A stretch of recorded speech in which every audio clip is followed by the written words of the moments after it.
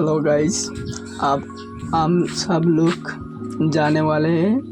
हमारा इधर बहुत बारिश हुआ, इसीलिए अब हम लोग जल देखने के लिए जा रही है। तो फाइनली हम लोग हमारा दोस्तों का घर में आने वाले हैं। उसके बाद हम लोग जाएंगे जल देखने के लिए।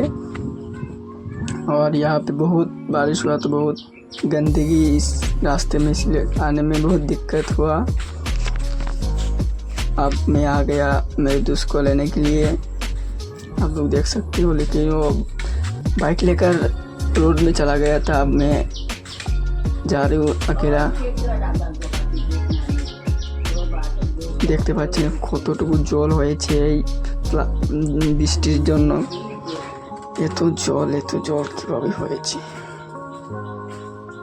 ফাইনালি গাইস, এত জল কিভাবে হয়েছে আপনারা দেখতে।